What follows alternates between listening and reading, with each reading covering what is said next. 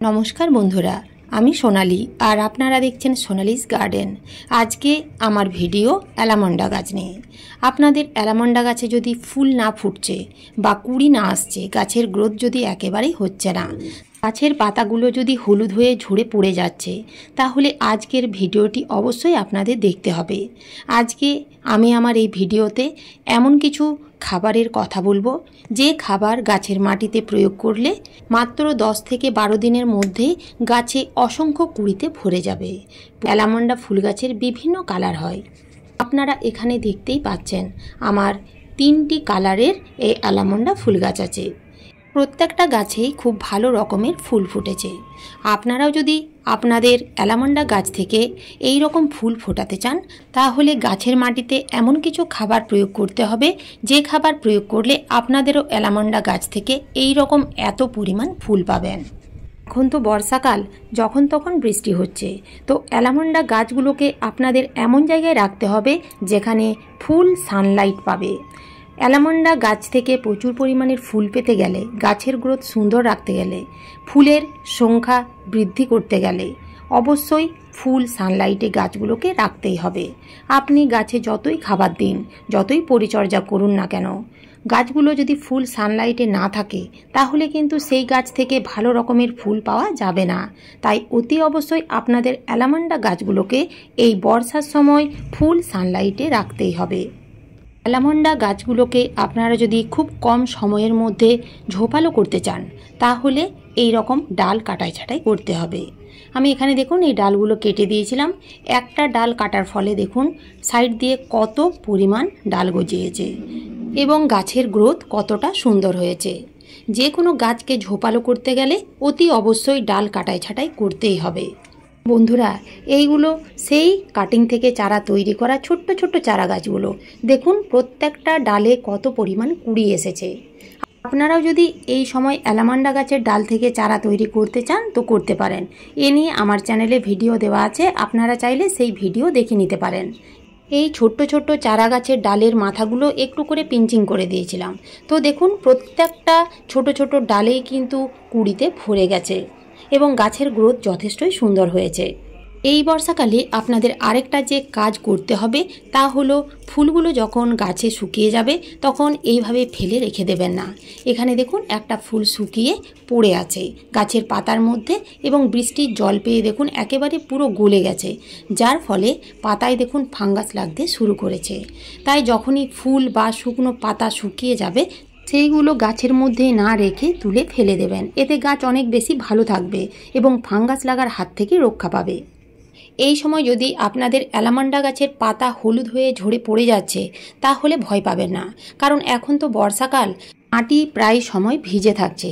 তো ভেজা মাটির জন্যই কিন্তু গাছের পাতা হলুদ হয়ে যাচ্ছে। তো যদি দেখেন টবের মাটিতে প্রচুর পরিমাণে জল জমছে, তাহলে কিন্তু সেদিকে আপনাদের লক্ষ্য রাখতে হবে। এছাড়াও কখনো কখনো বৃষ্টি হচ্ছে, আবার কখনো কখনো চড়া রোদ উঠছে। তো এই ওয়েদারের তারতম্যের জন্য কিন্তু গাছের পাতা হলুদ হয়ে যাচ্ছে। এলামন্ডা গাছের মাটি যদি ঠিকমতো তৈরি না থাকে এবং ড্রেনেজ হোল যদি বন্ধ হয়ে যায়, তাহলে কিন্তু টবের মাটিতে জল জমবেই। আপনারা টবগুলোকে একটু হেলিয়ে দেখুন, টবের ড্রেনেজ হোল যদি কোনো কারণে বন্ধ হয়ে গেছে, তাহলে একটা সরু লোহার শিক দিয়ে কিংবা লাঠি দিয়ে সেই ড্রেনেজ হোল একটু খুঁচে দিন, দেখবেন ড্রেনেজ হোল ঠিক হয়ে যাবে এবং অতিরিক্ত জল সেই ড্রেনেজ হোল দিয়ে বাইরে বেরিয়ে যাবে। মাঝে মধ্যেই গাছের মাটি একটু আলগা করে খুঁজে নিতে হবে। তবে বন্ধুরা, বৃষ্টিপাতের ফলে মাটি তো সবসময় ভিজে থাকছে, তো যদি প্যাচপেচে গোলা মাটি থাকে তাহলে সেই সময় আপনারা খুঁজবেন না। যেদিন দেখবেন বৃষ্টি হয়নি, মাটি একটু আলগা শুকনো আছে, সেই সময় আপনারা মাটির উপরিভাগ হালকা করে খুঁজে নেবেন। আপনারা একটু লক্ষ্য করে দেখবেন, টানা বৃষ্টিপাতের পরে যখন কড়া রোদ উঠে, সেই সময় দেখবেন টবের মাটি বেশ হার্ড হয়ে যায়, অর্থাৎ টবের উপরিভাগ দেখবেন শক্ত হয়ে যায়, যার ফলে গাছের শিকড়ের ক্ষতি হতে পারে। তাই যখন বৃষ্টি থেমে যাবে, মাটি একটু আলগা শুকিয়ে যাবে, সেই সময় আপনারা টবের মাটির উপরিভাগ হালকা করে খুঁজে নেবেন। এখন আমি এলামন্ডা গাছের মাটিতে খাবার প্রয়োগ করে দেখাবো। যে সকল গাছে কুড়ি আসছে না বা ফুল ফুটছে না, সেই সকল অ্যালামন্ডা গাছের মাটিতে যদি আপনারা এই খাবার দিতে পারেন, তাহলে 10 থেকে 12 দিনের মধ্যেই আপনাদের অ্যালামন্ডা গাছের প্রত্যেকটা ডাল কুড়িতে ভরে যাবে। প্রত্যেকটা গাছে, শুধু অ্যালামন্ডা গাছের মাটিতেই নয়, প্রত্যেকটা গাছে মাসে অন্তত একবার মিশ্র জৈব সার দিতে হবে। তো আমি এই গাছে মোটামুটি 10 দিন আগে জৈব মিশ্র সার দিয়েছি। এরপরে আপনাদের আরেকটা যে খাবার দিতে হবে তা হলো এই জৈব তরল সার। এই তরল সার আপনারা ফেলে দেওয়া কিছু জিনিস দিয়ে তৈরি করতে পারবেন। এই খাবার তৈরি করতে কোনো রকম খরচ হবে না। এই খাবার আপনারা কিভাবে তৈরি করবেন, কতদিন অন্তর প্রয়োগ করতে পারবেন, চলুন জেনে নেওয়া যাক। এই 3টি ফেলে দেওয়া জিনিস দিয়েই আমরা আজকে খাবার তৈরি করে দেখাবো। এই 3টি ফেলে দেওয়া জিনিসের মধ্যে আছে পাকা কলার খোসা, শশার খোসা এবং আলুর খোসা। এই প্রত্যেকটা খোসার মধ্যে থাকে প্রচুর পরিমাণে পটাশিয়াম।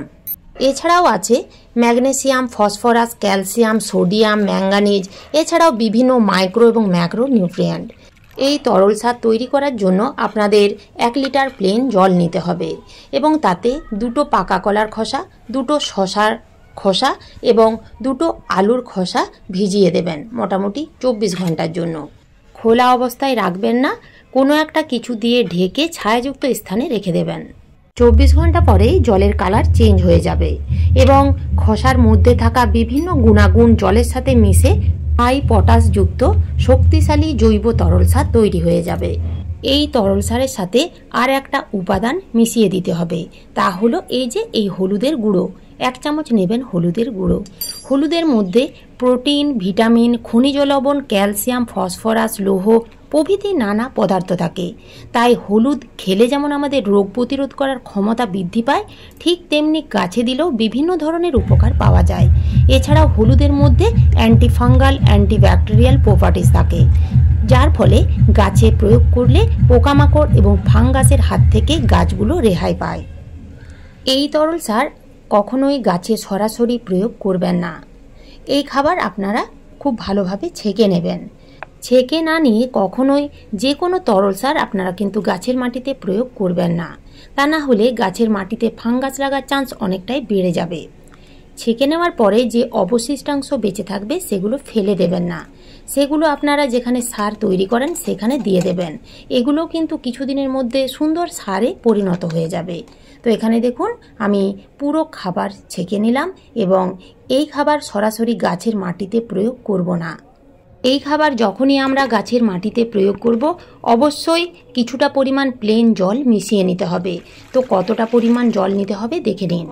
আমরা যতটা পরিমাণ এই তরল খাবার তৈরি করব, ঠিক ততটা পরিমাণ অর্থাৎ তার দ্বিগুণ প্লেন জল মিশিয়ে নিতে হবে এবং প্লেন জল মিশিয়ে নেওয়ার পরে জলের কালারটা ঠিক এই রকম হালকা বর্ণের হয়ে যাবে এবং প্রত্যেকটা গাছের মাটিতে আমরা এই তরল খাবার দিয়ে দিতে পারবো। শুধু যে আমরা অ্যালামন্ডা গাছের মাটিতেই এই খাবার প্রয়োগ করতে পারবো তা নয়, যে সকল গাছে ফুল ফুটছে না বা কুড়ি আসছে না, সকল প্রকার গাছেই আমরা এই খাবার দিয়ে দেব। যেহেতু এই খাবারের মধ্যে আছে হাই পটাশ, পটাশের কাজই হচ্ছে গাছে ফুল আনা। তবে বন্ধুরা, একটা কথা আপনাদের জেনে নেওয়া ভালো, এখন তো বর্ষাকাল, তাই বৃষ্টিতে মাটি কিন্তু একেবারে প্যাচপ্যাচে ভিজে থাকছে। সেই প্যাচপ্যাচে ভিজে মাটিতে আপনারা এই খাবার দেবেন না। যখন দেখবেন 2-3 দিন বৃষ্টি হয়নি, মাটি যখন শুকিয়ে যাবে, তখন আপনারা এই খাবার প্রয়োগ করবেন। এই খাবার আপনারা মোটামুটি 7 দিন অন্তর অর্থাৎ প্রত্যেক সপ্তাহে একবার করে দিয়ে যাবেন। এই খাবার দেওয়ার কিছুদিনের মধ্যেই দেখবেন গাছে প্রচুর কুড়ি আসতে শুরু করবে। আজ এই পর্যন্তই, ফিরে আসবো অন্য কোনো নতুন ভিডিও নিয়ে। ভিডিওটি ভালো লাগলে একটা লাইক অবশ্যই দেবেন, কমেন্ট করতে ভুলবেন না। নতুন বন্ধুরা আমার চ্যানেলটিকে সাবস্ক্রাইব করে পাশে থাকার অনুরোধ রইল। ধন্যবাদ।